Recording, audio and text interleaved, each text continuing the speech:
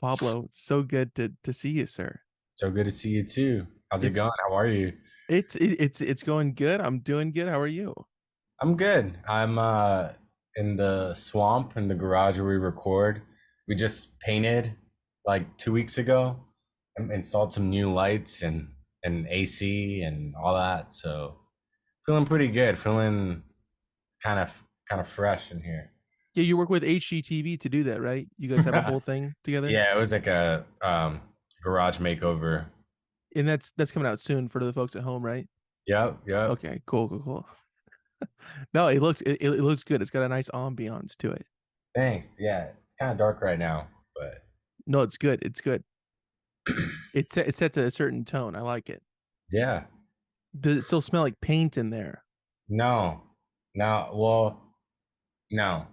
What was funny is that when we were painting, we had the door closed because it was so hot and we wanted the AC to really like do its job. Hmm. But then I didn't realize that we were painting with like we had the paint cans in here open and painting with no real ventilation for like a couple hours. And I remember just feeling really like kind of lightheaded and weird after I like thought about I didn't know if it was like a placebo thing, but it probably wasn't the smartest thing to do, but also, fuck it. The fumes are good for you. Yeah. Yeah.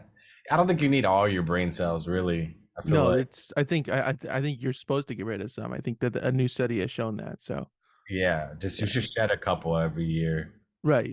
They'll come back. They'll be fine. You feel like you're good at painting. I mean, no, I feel like I'm not terrible. Gene, well, Eli used to like, he still does a lot of carpentry work, but he used to like also do a lot of painting. And Gene, um, also was like helping him out at some point. So both Gene and I were painting in here at the same time, and I think Gene's way better at painting because I remember I did one side of the wall, like I did this side of the garage, and he did this side, and I was really focused on this side. And when I turned around, he had got so much more done, and it looked a lot better. Uh, but but it's fun. Yeah, paintings. It's good. Do you like to paint just in general, like paint not just walls but canvases as well? Artistically and Yeah, stuff. I haven't really done it as much like recently. I feel like I never really like got into it like that. The only times I ever really painted, I think, was like when friends would want to paint and then they had things, or when I was like really young in school. But yeah, I mean, it's like relaxing and it's fun, but just never really got into it. I think this is the threshold that you get into. Now you're just a painter. I mean, it started with a wall, and now you're going to bring it to the canvas. I should. Pablo, I think it's been almost 2 years since we did the last one. Really? two Yeah, years? 2 years almost. Yeah, Wow. but I'm stoked to have you back, man. Yeah, I'm stoked to be back. You've been doing all this cool stuff. I see it on Instagram. I go, whoa, okay, he's out there. He's doing good things. All right, good. Staying busy. Yeah, touring and whatnot, right? Yeah, I mean, we did it. Oh, the last time we talked was 2 years ago. We've done two two like full US North American headline tours since then. And we went to Europe, we went to China recently, and Mexico. Uh, yeah, a lot of touring, but it's So been you, good. I mean, not really much at all. Just kind of hanging out, right? Not doing I've much. just been at home painting. They're just painting. Yeah, really honing in on that. No, it's good. Yeah, but How it's been was how was China, man? it was amazing. We had the best time out there. I didn't know what to expect. I also didn't know, how the shows were gonna do. I didn't know. I didn't really have a grasp of the amount of people that listen to us out there. But we were very pleasantly surprised. Had a lot of fans out there, a lot of people that had been listening to us for a long time. It kind of felt like to me when we first went to Texas or we first went to Mexico, um, and we showed up and people were like knew all the words already and all of that. That's what it felt like in China, which kind of blew my mind because it's the furthest we've ever been. So That's pretty far. Yeah. it was a 15-hour flight to get over Oh my there. gosh. I've never had to take a flight like that's the longest flight I've ever had taken been That's on. pretty long. It's pretty long. Yeah, but it was good. The food was great. We had like 4 shows in 2 weeks, so we had a lot of downtime.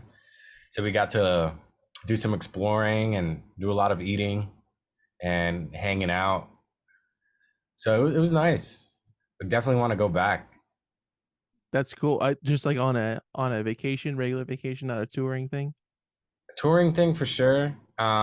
Vacation thing would be sick too. I just want to meet more people, I think, you know. So I have like people to visit. I already have people to And, visit, but I want to make more friends, I guess. and crash at their houses, right? That's important And too. that too, yeah, make Yeah. it cheaper for me. Yeah. How often are you asked people like, "Hey, can I just crash at your place?" If you show up in a state or a different country that you know somebody. Kind of never actually, now that I think about it. Because I don't think I've had that much time to travel just for travel's sake recently because it's just been so back to back. But you know, maybe yeah, in the future there'll probably be some downtime and yeah, I'll You be definitely cashing in some favors. yeah, yeah. Although getting like your own spot's kind of nice because you have your own space and if you stay with someone then you're kind of like at their like you're in their home. In So the realm, yeah. you know what I mean? Like Yeah, it's yeah. like yeah, it's different. It's How many people ask you to like crash at your place when they come to California? not a lot of people. I've had like friends in the past when we were first starting to tour. I had like a lot of friends come and stay while they were touring, but not so much anymore. I feel like I you know it seems like people have a lot of our friends' bands have like grown and stuff, so they're kind of like you know probably end up getting a hotel or an Airbnb. Um, yeah, it seems to be more that these days. So you're asking people like, "Hey, hit me up, right? You wanna host some people at your house?" I wouldn't mind. I have before and it's fun. Um, but yeah, it's that thing, you know. Personal space, especially on tour. If you can like afford it, it's very nice, you know. Do you prefer to go the route of the Airbnb or the hotel? If it's a nice hotel, that's pretty cool. We've been lucky, like when we get asked to do certain festivals or certain events, sometimes they pay for the hotel and sometimes it's nicer than what we would have gotten for ourselves. And that's nice, you know, like room service and like a clean bed and all those like amenities are nice. But if it's like a city where we know there's like friends, like a lot of friends there and we're gonna hang out, I feel like an Airbnb is kind of better maybe because you have like a home to like kind of meet everyone at and hang out at. Yeah. And then, you know, we like hanging out with each other, like the touring group, the touring party. Well, that's good. I'm So I glad to hear think that. yeah, yeah. So I think an Airbnb sometimes it's nice because we're like in one house living together as opposed to everyone in their own rooms. So yeah, you know, a mix of both is nice. 50-50, is it the ratio? No, I feel like it's more 80 hotel. 20. 90-10. 90-10. Okay, all right. Got it. Yeah, That's that's good though. So I mean you overall enjoy touring, getting out there I and seeing do. the world. I do. Yeah, it can be sometimes it can be a bit like rough on the body and the mind, but I think it's yeah, we really enjoy it. We're really good at it, you know, like doing the touring thing. I think we've overcome a lot of obstacles and kind of pushed through a lot of, you know, adversities on the road. Um, but I really do like being at home too. But I guess that's just human nature, right? You're always gonna want the thing that you don't have currently or Sure. whatever. Right. So it's kind of it's nice. It's nice to be home and like right now we're trying to write a lot in between these like one-offs that we're doing. And then we'll have like 2 weeks or 3 weeks here. And then after that it's like, okay, we gotta start getting ready for this show that we're gonna do and gotta travel somewhere, do that for a bit, and then be like, all right, I can't wait to go back home and then do that and then be like, oh, I kinda wanna get out of here. So it's been nice. It's been good so far. No, it sounds great. We get it. Yeah. You have a fantastic life. That's awesome. Do you do anything to prepare for like a larger tour or a tour outside the country? Do you do anything to like, all right, I gotta prepare for this or that or the other? I mean, I guess I do a lot of pre-production stuff. Like, there's a lot of the whole technical side of the tour, whether it's making the set list or working on like transitions or working with Cruz, our keyboardist, to sort of get all the drum samples and sample like the synths, and there's like a lot of that sort of you know stuff. But as far as like personally to get prepared, I think I start to spend a lot of time alone. Like, I'll see my friends and family and make sure I get quality time before I leave, but any opportunity I have to do things on my own, I'll do that, because I know that when we're on tour, it's like a big family trip the whole time. So you're just kind of with everyone, and and you'll miss those like solo moments. Right. Um, that, and also I feel like I try to like be healthy. Like, I try to be really healthy going into it, because I know once it starts, it's very hard to stay healthy on the road. Like, eating healthy or staying like physically active or anything like that. So I try to just get like do a lot of that on the front end, so that when I go into it, I'm like healthy and I can just let myself like you know Slowly degrade. drop off. Yeah, slowly drop off. So by the time it's over, it kind of works out. Then I just try to be healthy again. Good deal. Yeah. How do you feel the day of like the first performance of a big tour? Do you feel a certain way, or is it just like, all right, it's time to get it started? It depends. It depends on the show, I guess. Like, sometimes like a big venue can feel kind of daunting. Like, it feels like a big show, and it feels expectations are different. Or like a hometown show feels different. Um, but for the most part, I think it's kind of just a gauge of where you're at. And I feel like we try to rehearse like a lot before we head out on the road. So yeah, it almost feels like that first show. It's like something's gonna not work, or kind of like it's kind of like smoothing out the bumps. Right, So getting your bearings about you. Yeah. yeah, there's like a hiccup or something, or even something in the set that we're like thought was gonna work better, but kind of isn't. Then we'll kind of like tweak it. We did that like on the last tour, because I try to do a lot of these sort of instrumental transitions between songs, and we were working with our friend to do time coded lights, so the lights were very you know synced to the music. But then there was like things in the lights that maybe should have changed, or like things that in the instrumental that felt like dragged on for too long. So that first show is kind of like, yeah, it's got to feel that out and see what can change, or the order of certain songs and stuff like that. Right, right. When did this production aspect kind of come into frame for you guys of lights and these kind of coordinated things outside of the music itself? We've always wanted to do that. I think ever since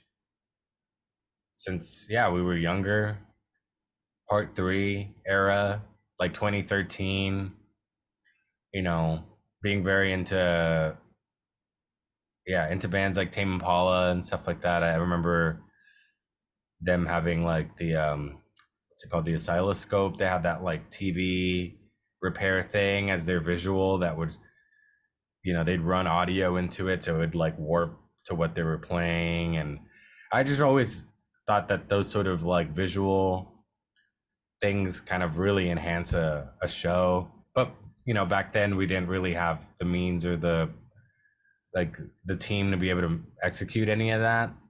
But I'd say it actually started maybe last year on the last tour, or this year, yeah, on the jukebox tour. We were able to get like a lighting package and this whole thing, and we were on a bus for the first time, which was crazy. um so I think this year, that tour that we did at the beginning of the year felt like the first like really big,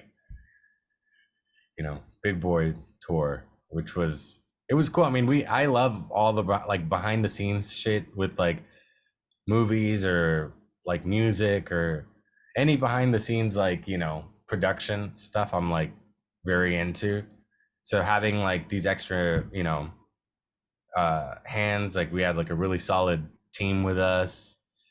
And I would just sort of like, see what they were up to and see how all the lights were hooked up and how everything worked.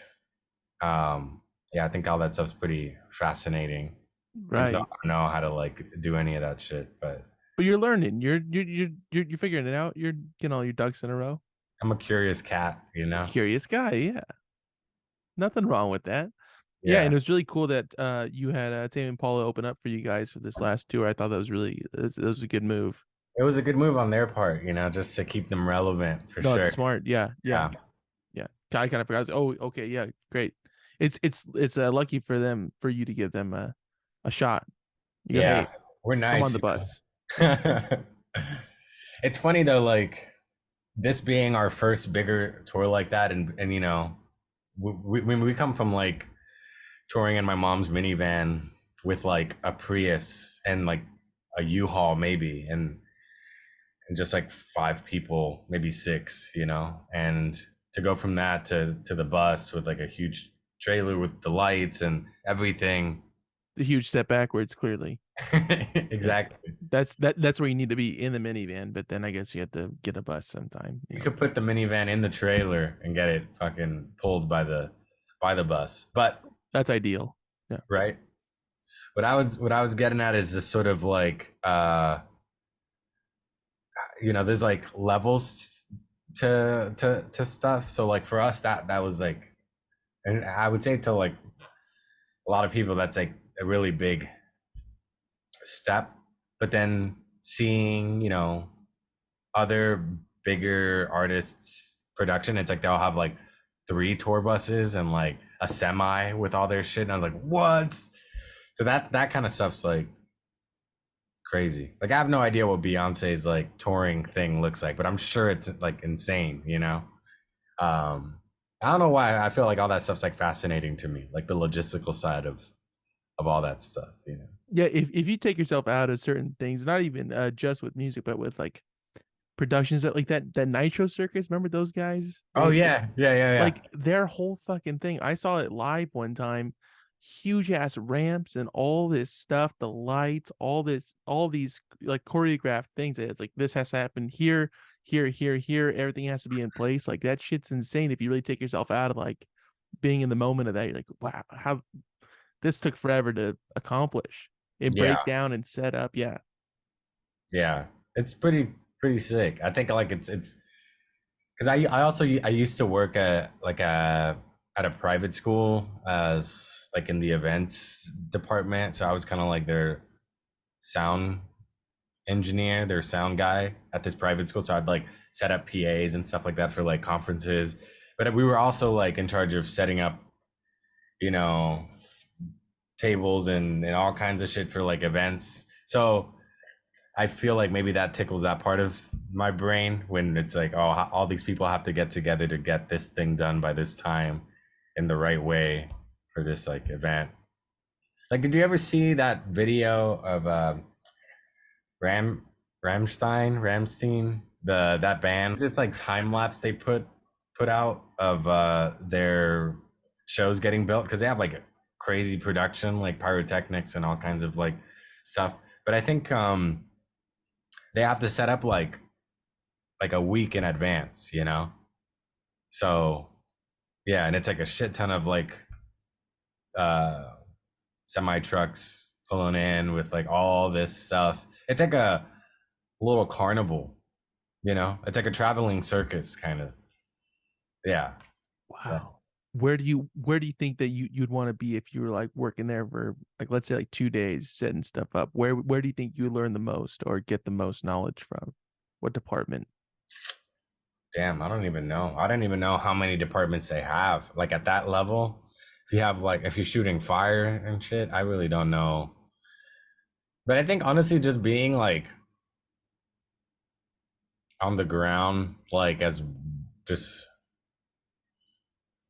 just being there, I think you just learn a lot of stuff. You see a lot of shit, you know? Yeah. Yeah, I'd imagine. I mean you'd have to with that amount of people like that amount of prep time and everything. You're gonna learn a couple things. Yeah. So now you Yeah. have pyrotechnics at your show, right? No, that'd be crazy. Would you ever go that far as to I add don't that in? know. I don't know. Like I pyrotechnics I've honestly never thought about. Um because it just never I don't think of it and go like, oh yeah, that makes sense for us. But lasers would be we did like lasers for like a video that we put out on YouTube. It's called WYD Live. That was like this black and white video that we put out. So that was really cool. To do that live on a tour would be insane. Do you feel like there's there's a certain step too far in things like that it kind of takes away from the performance itself if there's too many things going on or if it's not executed in the right way it kind of feels like is it are they kind of hiding behind these little tricks and whatnot. I think more so, I feel that whatever type of production you do for like a music act has to just make sense, kind of, you know? And then if it makes sense, then then I don't think you can go like too far. I feel like it's worth experimenting and trying new things. Because some people don't even have any stage production really. Like they just like Bare couple bones. people, yeah, on stage, and that's like their vibe. But whatever it is, there's thought behind it. Whether it's a lot of production or a lot of planning or none at all, and trying to come off kind of more nonchalant. It's not like you don't think about it before you go on, or yeah. So yeah, I don't know. Yeah, I don't think it can be. If it doesn't make sense, then yeah, it would be distracting and could take away from the music. You know. Right, right. Hmm. I like that answer, Pablo. It's a good answer. Thank you. I think you're doing fantastic, dude. Am I doing good so far? I think we're batting 1,000. Are you in Yeah. California? Are Yeah. you in LA? No, Orange County. Orange Right down the County. road, right down the street. Yeah. We're neighbors, Pablo. You know this. Come on, man. Yeah, yeah, yeah. I see you at the fucking ear one all the time, dude. Oh hell no. That's too expensive. Where do you get your groceries? You can go to Vaughn's. Ooh, Yeah. Bonds is good. Yeah. There's there's a Ralph's right down my street, so I just go to Ralph's. Is Ralph's like the best one in your opinion in terms of groceries stores? No, I don't think so. What is your favorite? I don't know. Or what is one that you look at highly like, all right, that place is pretty darn good. Trader Joe's is fun. Like it's not where I get everything, but I get some things there, and they got Mm. fun things there. So, you know, I it's a fun time. Yeah, I've always thought the aesthetic of Trader Joe's is always like the vibe is so kind of funny. It's like because it's so like it's like tropical grocery store, like tiki kind of vibe. Yeah, it's just funny. You know what else had that vibe? You ever been to Fry's Electronics? I feel like for some reason they also had like a tropical Hawaiian shirt. Like I remember them having like fake parrots and like shit like that. Yeah, I remember fries. But like, I why? I think we went to different fries because I didn't see that at the fries by me. No, to know like tropical vibes at your Fry's Electronics. Nah, they weren't going on vacation much. They're mostly in store, you know. I wonder. I wonder if it was just that one then. Maybe. I feel like I'd go to the one in Manhattan Beach. Ah, well, there you go. I mean, it's more like a beach vibe I thought it was over just there. like across the board. That was Fry's like vibe. Not my fries. My fries is more inland, so they're kind of like I don't know, just business only, I guess. Yeah, Interesting. yeah. Okay. But now the fries I'm referring to is gone. Like that's not even around. I don't even know if fries is around. Is the one in Manhattan Beach, to your knowledge, still there? I mean, the other day I tried to get tickets to go see Barbie at ArcLight. Do you remember ArcLight cinemas? Yeah. And they don't exist anymore, I guess. So I'm the wrong person to ask if whether or All not right. this exists. The movie theater that I went to as a kid has just shut down recently. Like I was like, oh whoa, that's kind of it's the end That's of an sad. era. Yeah.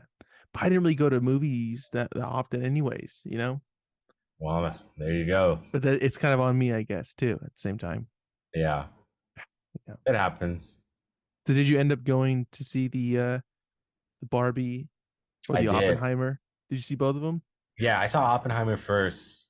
Uh, yeah, I actually ended up seeing it at the TCL Chinese Theater in Hollywood. So I saw it on like 70 millimeter, like print, like the whole way it was intended vibe. Just because I was like, yeah, fuck it, why not? It's an experience. Because you're boys with Nolan, right? Yeah, Yeah, okay, cool. yeah, that's my guy. What's the last movie you saw in theaters then? That's a good question. I think I want to say it was one of the purges. Oh wow, It was a okay. long time ago, and I fell asleep. Mm, Uh, yeah, and I woke up. I was like, oh man, that's because I don't like I don't know how you feel about this. Like on a plane is different, but falling asleep in public is like I feel like oh whoa, like this is kind of odd. You know what I'm saying? like it's dangerous or Kind of what? a bit dangerous, yeah. And you're like, oh shit. I But don't think I but fall asleep in it's public though. normal. It's normal on a plane, but not really anywhere else, I guess. A train. A train, yeah. I guess in transit, like if you're like yeah, if you're moving from one place to another. I feel like I don't really I'm trying to think of times I've like fallen asleep in public. And I feel like I don't for that reason because I feel a little like exposed. So like I'm gonna wake up and You're definitely exposed, yeah. my fucking clothes are gonna be gone, or someone's gonna go through my shit or steal something. Or, I don't know. I did recently have to sleep at a subway in the airport in Guadalajara in Mexico because we had a layover and the flight got canceled and it was at like 10 p.m. and the next one was until like 7 in the morning or some shit. Oh my gosh. Yeah. So me and the guys were like sleeping on like this in the seating area of a subway at the airport. That was rough. Was it were people coming in and out of the subway? Was the subway open as well? Um, Was it like a 24-hour kind of deal? Or it was open as well, yeah. And it was just like right next to a gate, like our gate, I think. okay, cool. So you're right there, ready to go. Ready to go for not like another 8 hours, but yeah. But still, though, preparation is there. Yeah. And I was like fucking exhausted because I had not really slept the night before. We had a show and then we were hanging out with friends and everything. And I was like, I don't really need to sleep if we're gonna just stay up and hang out. I can just sleep on the plane. And I was like hungover and like nasty, just sweaty and like gross. And and then the flight got canceled and I was like, fuck, it's like the worst time for this to happen. I was so exhausted that I was feeling like anxious, you know. Yeah. I was like, I just wanted to be in my bed so badly. And then I felt exposed. I was like at a subway, it was so bright and everything, and I was just like trying to make it comfortable. So yeah, I slept for a while and then we boarded, then we landed. And I was just like so felt just so confused, like the brain fog, you know, it was like insane. Yeah. And then did you pass out again right when you got home? I door dashed some food Oh, okay. and Priorities, yeah. From and then Trader Joe's. I yeah, I actually door dashed a burrito. I don't know why. I it's just like I just needed some comfort food or some shit, you know. From a local place or like a Yeah, from a Chipotle local or place. okay. Yeah. Yeah.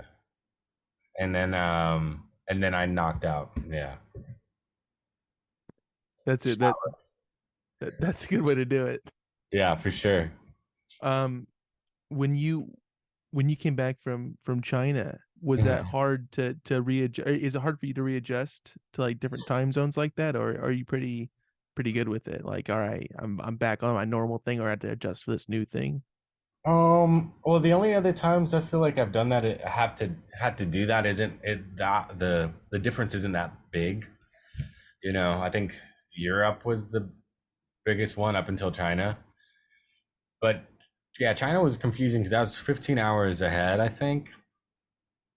So it was like not only was it flipped, like when it was nighttime here, it was daytime there. It was also the next day. Uh, so going there actually wasn't that bad. Um,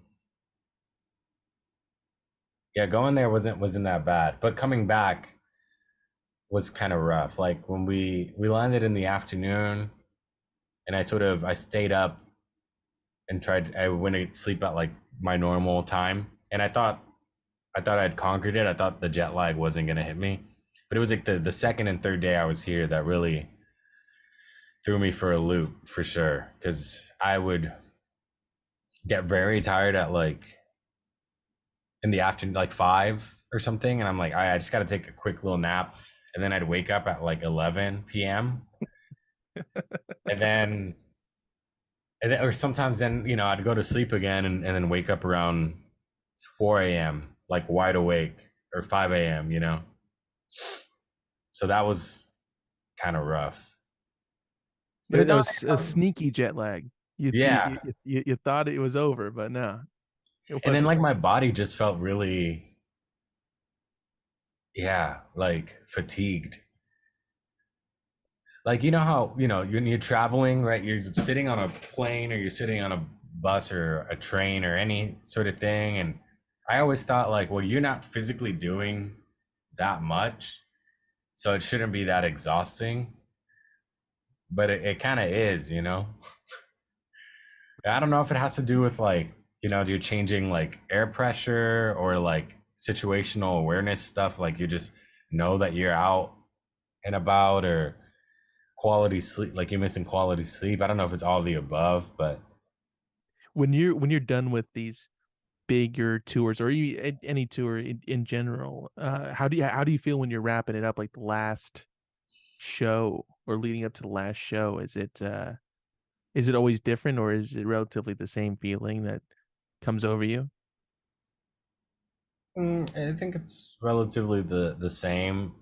I think there's a bit of it's bittersweet, um, because you have, you're with all these people, and, you get close and stuff, and then you're not gonna see each other as much. But I also feel like it's a nice it's a nice feeling knowing that you're gonna return back to like normalcy, and have, like I said before, like your own space, and uh, be able to just do your own thing. So yeah, it more than anything, I think it feels nice to know ideally the job was done well and everything went well. And if you're feeling any sort of sadness from it like ending, it's because it went well. So that's good. So all in all, feel pretty good. And I think at that point, if it's a big tour, I'm pretty ready to stop and go home. Get some Subway and zonk out, right? Maybe hit the Trader Joe's, whatever is easiest, whatever's closest. Right. Gotcha, gotcha. Are the audience's reactions to songs generally the same? Have you felt, or is a little bit slight variations depending on where you are? Yeah, slight variations for sure. I mean, there's songs that, you know, it doesn't really matter where we are. It's like if they know the music, that those are like songs that people like. But then there's other songs that are like some people really like in a certain area and stuff. Like for the tour we did this at the top of the year, we called it the jukebox tour because we had people vote for the songs they wanted to hear. So that was an interesting experiment because we were That able to that see. that's a really good idea though, to Yeah, to get a thanks. gauge. Yeah. Yeah, it was interesting to see all that information and see, like I said before, clearly the more well-known songs were at the top of the list no matter what. But what was interesting is like the songs underneath that would kind of be different. So it was interesting to see what people wanted to hear. Um, or even like when we went to China, I didn't know that this one song of ours called 88 was pretty popular out there. I didn't know until we got there.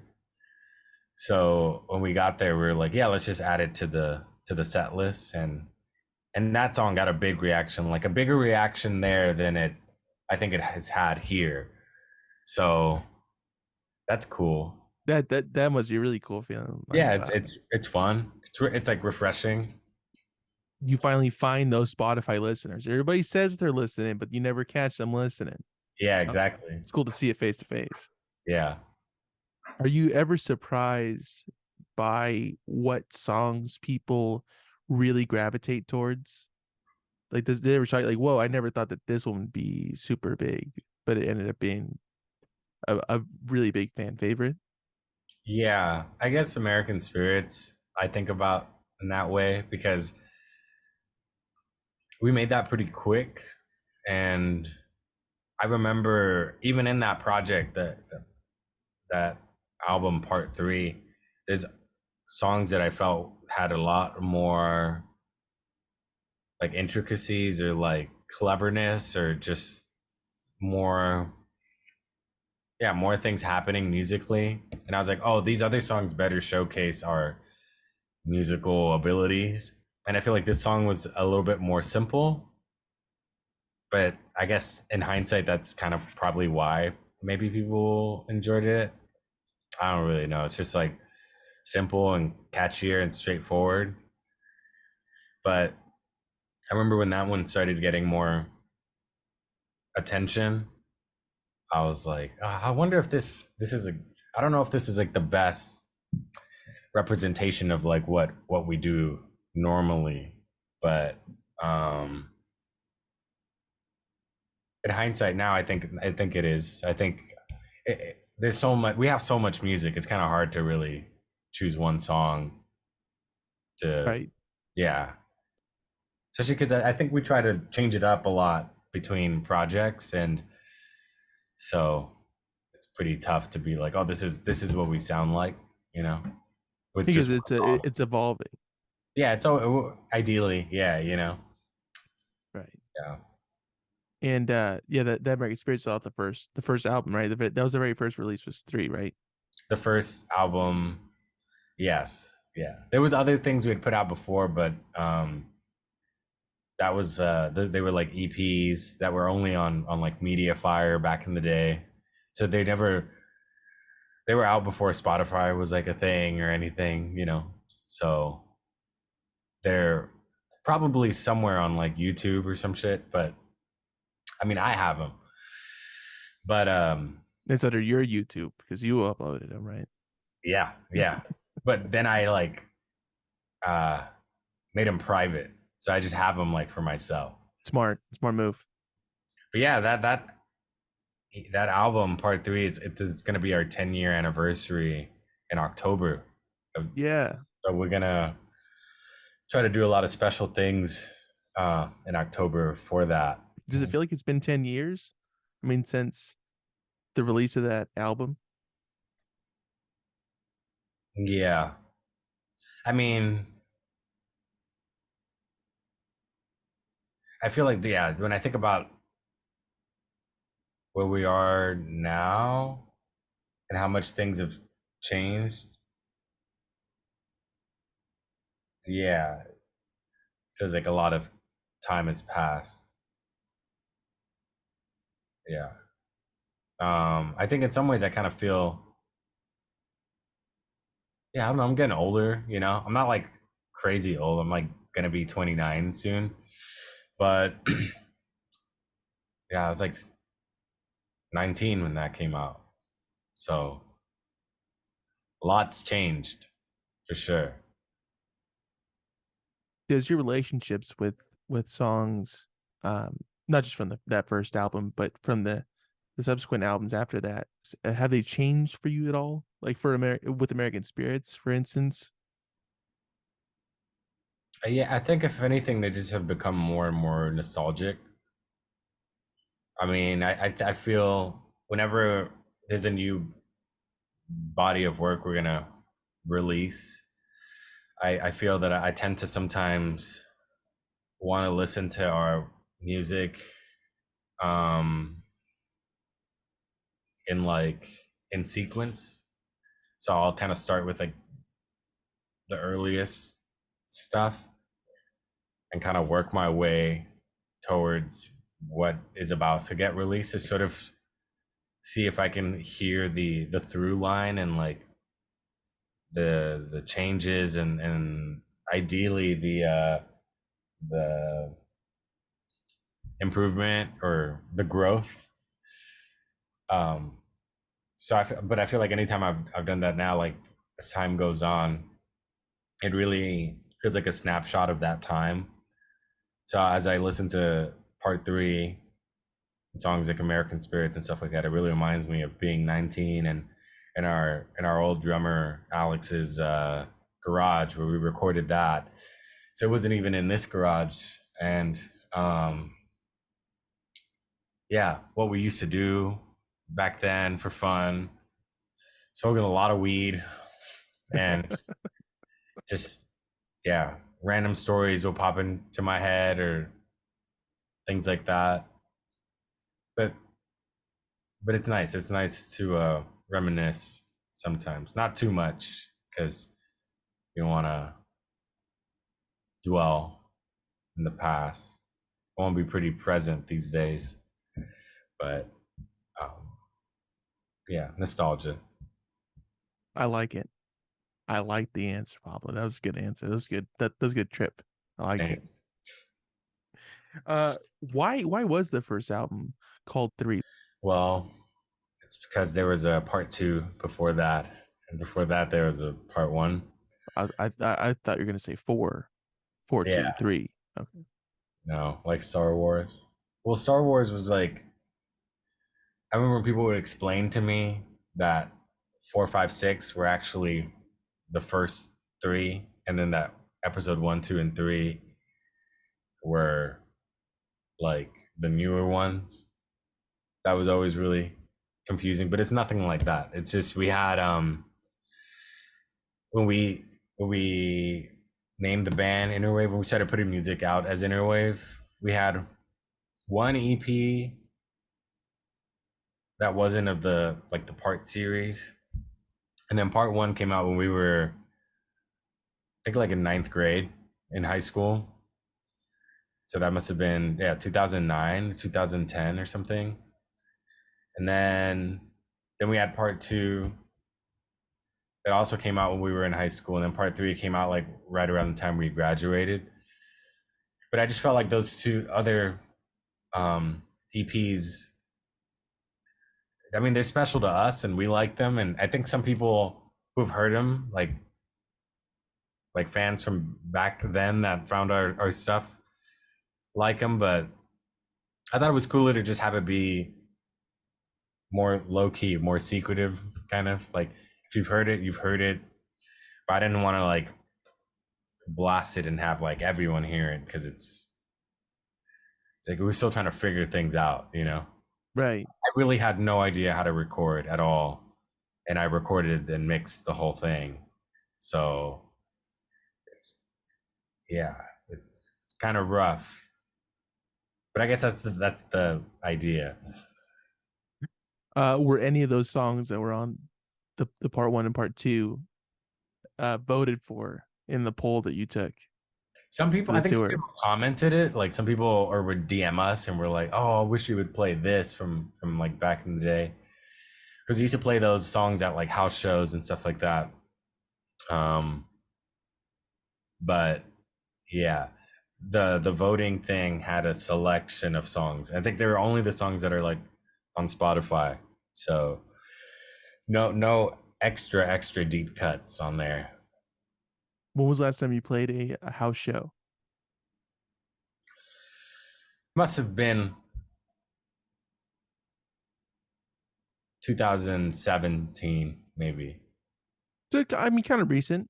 Yeah, it was like still on like the tour that the earlier tours we were doing. Sometimes it would be like a stop would be like this house or something, you know, and like it'd just be like a party.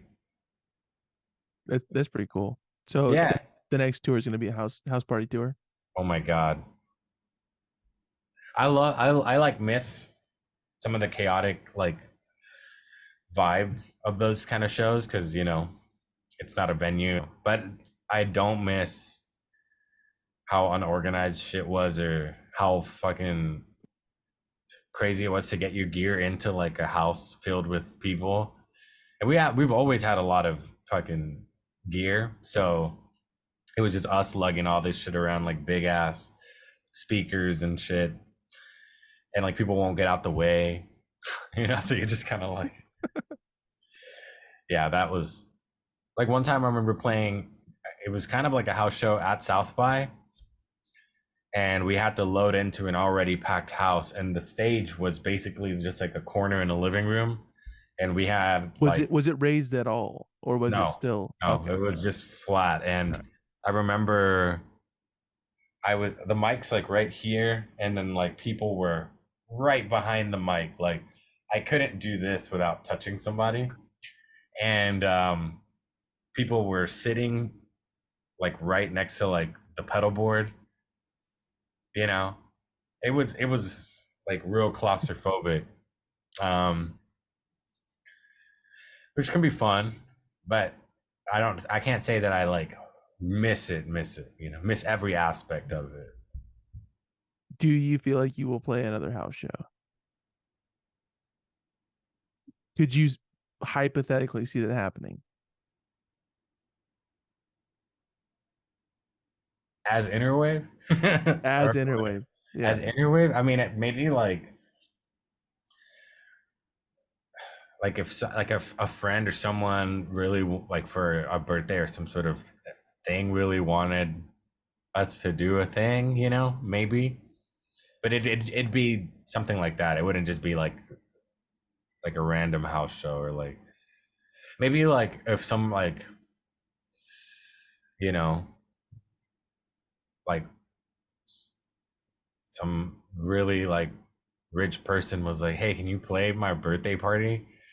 And I'd be like, "Yeah, for if you pay us, I'm down. Fuck it. I got bills too." Do you prefer it to be playing not super close, not South by Southwest style, like this far away from the mic, but in a more than a smaller venue than like an outside bigger venue, or is it circumstantial and sometimes it changes? I like the big venues. I mean, I like the intimacy of the small venues, but I feel like with the bigger venues, you can do more production stuff and it makes more sense, kind of. And also, especially if you're playing like a festival too, like though that's, you know, typically outdoors, and the sound, you sound really huge coming out of those like PAs that they have at festivals. I think that's really fun, especially because a lot of our music has like a lot of subby synth bass or like really low bass heavy stuff at times. And that's really fun to feel like the ground shake when shit's happening. Yeah, I like that. That's pretty fun. How do you feel about crowd surfing? Are you a fan of that? For other people to do it, I think they should have as much fun as you can and as you want. I've never done it. I've never done it at my own show or at any other show. I've always like wanted to or thought about it, but doing it at another show, I'd have to like get up there and then like jump off, and that seems like a whole thing. And then like, and then for like our shows, I feel like I'm doing like a lot of like, I got, you know, I'm doing this shit with the guitar, I'm like singing, I got like other stuff going on here. So the only times I feel like I can do it is just when I'm just singing, which happens a lot in the set now. But I always think about like, if I get out there, I don't know if I'm gonna make it back in time for the next things I gotta do. But I don't know. I'm also like, I don't know. I'm like not the biggest person in the world. I'm like 6'1", but I just think about that too. And I feel like a lot of people in the front row and stuff are like not not you know that. You know what I mean? They're not like 6'1" dudes, you know. So it's kind of like I just, and then I also think about like what if no one holds Catches me you. up, and then I Yep, fucking yep. eat shit, and then I still gotta go up and fucking act like that shit didn't happen. So that's my answer. Yeah, Okay, haven't, but never say never. right. Next tour, the crowd surfing house party tour. Yeah, I should. You know, like, do you ever see Flaming Lips? How they have Wayne Coyne is like in a fucking ball, like bubble Yeah, play. yeah, I did see that once Maybe I actually. should do that, but Maybe. my own version. Um, yeah, I saw them once at in LA, your neck of the woods. Hmm. Uh, them and Mac DeMarco. You know what Like venue? the one right by UCLA. Or sorry, not UCLA, USC. That The theater right Shrine? there. Is it the Shrine? Is it like a big, long, like auditorium hall kind of vibe? Kinda. And the parking's really fucked. Like Yeah, you're driving in and it's like you stop. It's like, all right, you're good. Get out, and that's it's just like where you park. it's like a long Hall, yeah, hall, kinda. and then there's like Mm-hmm. balcony stuff. Yeah, that's the Shrine. Okay. And I thought I was fucked when I was leaving because like the guy that parked in front of me didn't come out. I had a barely enough room to squeeze by. Oh my God, Do you feel like you're good at parking? I'm not horrible. but I'm not like sometimes I try not to do a shitty job, like you know. Yeah, that's respectable. Yeah, I think parallel parking, I can do it, and I can, but sometimes it takes like an extra step. Hey, that's all right. Hey, if it's good, it's good, and if you got to redo it, that's all right too. Our Yeah, tour manager and close friend Ryan is like amazing at parallel parking or parking in general, the van with the trailer, and it's a sight to see. I think a lot of people sometimes, there'll be a designated spot at a festival or at a venue. They're like, "Hey, you gotta park here," and then they kind of, I feel like I can see the doubt in their eyes that he'll be able to make it happen, but makes it happen every time. He like whips that thing like it's like a little Prius, you know? that's your show. Yeah, You get to watch people's surprised faces when Ryan pulls it off, yeah. which he I'm in the does. van, smiling, Yeah. looking at these people. Yeah, it's pretty sick. It's pretty Uh, impressive. yeah. I always admire the people who have a trailer on the back of whatever they're driving. I saw this guy do a slick maneuver. It was a big trailer, kind of like the size of a horse trailer, but it wasn't a horse trailer. You understand what I'm saying? Like that was the kind of dimensions of it, pretty large. Mm-hmm. And this guy's towing it, and it's a pretty tight turn. And I was like, ooh, I'd be a little bit timid about doing it. Not this guy. This guy on it, and I quite like seeing it. I said I'm glad that I left a little bit later than he did, so I could see this What happen. was in was it kind of porous like a horse trailer? Like did it have holes like for ventilation for like livestock, or was it just a regular trailer? It was a regular trailer, but like a pretty meaty sized one, like what horses would be in. But Oh, okay. there's no like windows. We parked the van and the trailer at my house, and I've had like move it around here and there sometimes to like if I need to, uh, and I've also driven it like a little bit here and there on tour. I try not to because it like unless it's like open road, then I'll like yeah I'll do that. But when we get into like the city and shit like that, it's just like it's just a little stressful. But it's very stressful if you're like, say, in New York with a 15 passenger van and a big ass trailer, and you're trying to back into this thing, and like there's people holding up traffic for you to like get it right. Because it's like backwards, when you have a trailer and if you want the trailer to go this way, you have to turn the opposite way. Right. Yeah, it's kind of like one of these kind of things. Yeah. And you can't really see. No, yeah, it's your view is obstructed. It's a whole thing. It is, yeah, especially in New York. It's a whole thing. Yeah. Have you ever tried to drive in New York just regular style? Only like on tour. Um, One time on tour, we just had the like my mom's minivan, so I was driving that around. You guys drove across country Yeah, I drove from LA to New York in like 5 days, I think. and back. Back, yeah, well, we started the tour in New York, so we drove like 5 days to New York and then drove it around the country in Canada and then came back.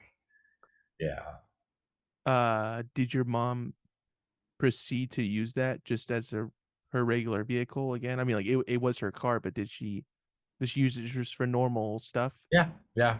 They still do. afterwards? They use it for like my That niece and nephew. that Yeah, they're car's like, still in rotation. yeah, It's still kicking. yeah. Honda Odysseys, man.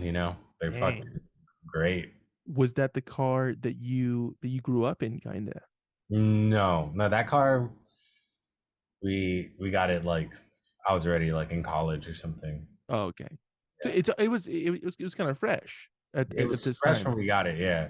of you even taking it to New York and Canada and all these different places. It was still kind of fresh, We didn't. It didn't have that many miles on it. but he came back though. But Different story. yeah, I've put like easily shit. I don't even know a lot of miles.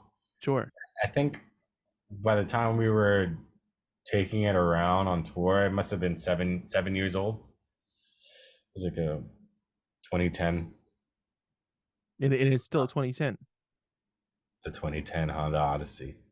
Dang. Well, I mean, shout out to Honda for making the Odyssey, eh? Yeah, Pretty darn good. What yeah. do you? How many cars have you owned yourself? I had a I had like this old like 1995 Jaguar XJ6. I got it for like 3 grand, and then I didn't have my own car for like 10 years, and now I have a truck. Okay. Yeah. I'm assuming you got rid of the Jaguar because it broke and you just didn't have the money to fix it. Yes. Yeah, that's everybody's experience. No, a lot of people who have had Jaguars, but only for a brief stint because if something breaks, like I don't have the money to fix that. Yeah. It was cool while it lasted. Okay. It was really cool while it lasted, but it was like, yeah, it was my first car. I was 18, and I just wasn't taking care of it the way I should have, because it's like my first car and I didn't know anything. I still don't know anything. But And no children really take care of cars, whatever yeah, it is. yeah. Yeah. So yeah, once one thing started fucking up, it was a whole domino effect of other things Mm. fucking up. And then at that point, I was like, I should just sell this thing while it's still running, and I did. How much And did you clear on that? dude, I didn't make my money back. I don't think. I think definitely. I think I paid it's 3 grand to get it. Then I paid another grand to get it like painted because the paint was completely fucked on it. And then I must have sold it for like a grand or some shit, you know? So it's looking good. It's just not driving good. Yeah, Okay. yeah. I wonder where So it's at. yeah, you ever wondered that? Yeah. Or like, I would buy it back if I had like a lot of money and shit. I'd buy it back and like do it justice. I have a buddy, shout out to Shay. His first car, um, he got rid of it eventually, as everybody does, and he's had many cars after that. He's a car enthusiast, and then he was at a random junkyard, and he found his car, his exact car. I wonder if he felt bad. Like you know how like if you it's like if you got rid of like a pet or something, and then you see it at a shelter. And you go, oh, I know that. You're like, I didn't want this for you. You Yeah, know, I didn't want this life for you. there's got to be a sense of something, some ill feeling. I feel like I'd feel bad because it'd be better if you saw it on the road and someone's in it and like enjoying shit, you know. Different story, different story. But it getting literally mutilated at a junkyard is like, Yeah. fuck, my bad. You ever lose a shirt or something or a pair of socks and you go, I wonder where those went? You know, Yeah, I think yeah. about that a I lot. lose a lot of. I've lost a lot of stuff at hotels, like on tour. Oh yeah. Like just waking up, like fuck, we gotta leave right now, and leaving in a rush, and then like countless jackets I've like left at a hotel, and I always wonder like, I hope someone grabs it and like uses it or something. It would suck for that shit to just end up at like in a landfill or something. Yeah. Hopefully it found a new life. Yeah, Yeah. A jacket's that's a rough thing to lose. yeah. Yeah. They weren't like anything expensive. They were like, yeah, just nothing too crazy. But they were still jackets I really liked, and then I like wore maybe a lot on that tour. And so when I see like footage or pictures from that like era, I'm like, oh damn, That jacket was tight when I had it. yeah, that was cool while it lasted. You ever lose a charger in a hotel? Almost, Ooh. All but right. Near no, misses. near misses. Yeah, yeah. Do you lose laundry when you do it? Like where is the matching sock to this pair of socks? Not as often as like I think it happens, you know, like as you would assume. Mhm. But I didn't assume that you're losing socks. I just want to get a gauge. I know a lot of people deal with that issue. I'm not one of yeah, those I've people. had it happen, but not It's often. it's resurfaced though eventually. No, sometimes they're gone. Oh, just don't know where it went. Yeah, yeah. But for the most part, been lucky to not lose. socks because that's frustrating. What are you gonna do with one sock? Nothing good, No, no, never anything good. Nothing good for sure. You ever lose a shoe? One That's shoe, just one shoe? one shoe. I feel like that's it. That's a thing only a certain number of people have gone through. No, but damn, I have a funny story. That's not my story, but I had a friend, um, who like he went out with he was out and about and shit. Hung out with went back to hang out with some friends. I think there was a girl that he kind of liked, so he's kind of you know following her lead, and they end up at this house. They're all hanging out, and this girl's really drunk or something. So she had lost her purse or lost some shit, but then he was trying to help her out, and then she leaves. And then when he tries to leave at the end of the night, he realizes that she left with his shoes on, so he had to go back home barefoot or something. Wait, why did she wind up with his shoes on though? I don't How know. did that? She was drunk, She was drunk. Yeah, she was looking for a purse. Maybe she was just I lost my bag, but at least I have my shoes. And But then I gained a pair of shoes. she left her shoes, so she thought they were hers.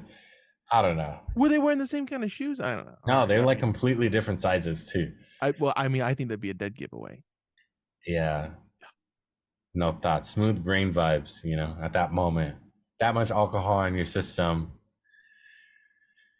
A lot of things make sense that shouldn't. Yeah. Do you think that she held on to those pair of shoes though? Do you think? I hope. I mean, dang, if you she grew into them, just became a size 11, 12, or whatever he is. yeah, and she became a proprietor of a jacket I heard from some hotel room as well. Oh yeah, I hope so. Complete the fit. Pretty slick fit. Pablo, thank you so much for coming back on, man. Yeah, no problem. Always a pleasure to chat with you, and I hope you come back, man. It's I really love chatting with you. But too.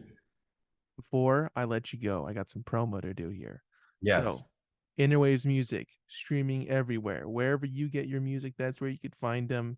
They're everywhere. You can buy their music through their Bandcamp at interwave.bandcamp.com, and you can find the merch through their website at interwave.xyz.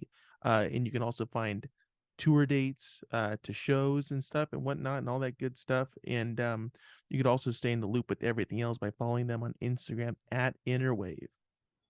And that's INNERWAVE. Yeah. Did you guys change it from? Yes. Okay, cool. Finally got the full thing. Although I kind of don't know if we should have got inner_wave, because I feel like people keep thinking that it's interwave one word, but it's two words. It's one of those things that doesn't really matter, but it matters to us, right? I think it looks good. I think it looks good too. Yeah. Yeah. So know that it's two different words, but it looks better together. But there's a space. Yeah.